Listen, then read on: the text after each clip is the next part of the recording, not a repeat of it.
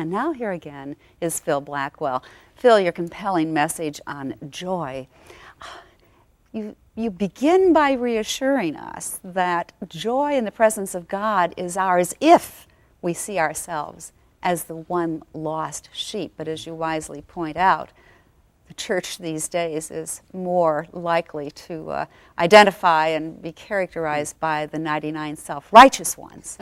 Well, that's certainly my take on it, but I think that the church in general moves towards judgment and exclusion. Maybe human beings in general move in that direction, and so the church has to be called back to accountability by its own scripture, by the gospel. Isn't this really the difference between the feel-good congregations these days and the prophetic, faithful minority? I'd hate to invite people to come to a church where I am and say, don't expect to feel good, but I think there is a reason. The only reason to get up and out of bed and go to church is because something's going to happen. And it's not necessarily going to happen inside me, in my feelings and in my emotions, but rather by being part of a community that's committed to receiving, welcoming the lost sheep of the community, that the community is going to be changed, transformed, renewed. And so I think the church is called to be a welcoming community to all people, and to try as hard as possible not to put up the definitions, the barriers, the restrictions that keep people out. And so the cost, the real cost of discipleship, as Bonhoeffer would convey, for standing in solidarity with the reviled, the oppressed, the poor, the eyes of the poor, staring them in the face. What is that cost at 77 West Washington, the Chicago Temple First United Methodist Church? Part of the cost is that people see you as one of them.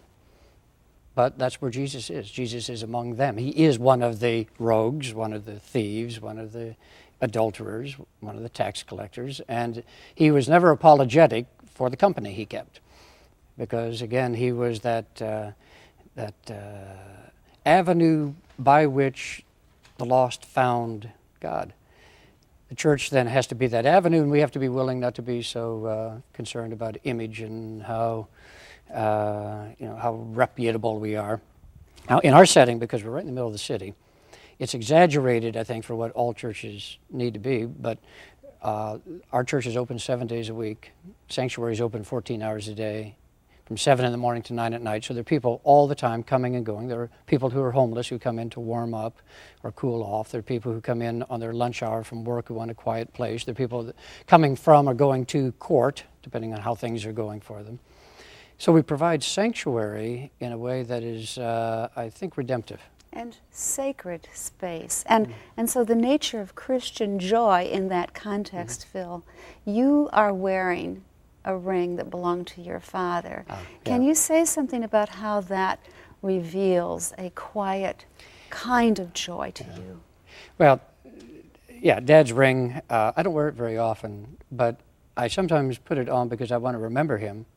Dad died about 10 years ago, the same year Mom died, and so it kind of is one of those reminders for me of a quiet centeredness that brings me a kind of peaceful joy.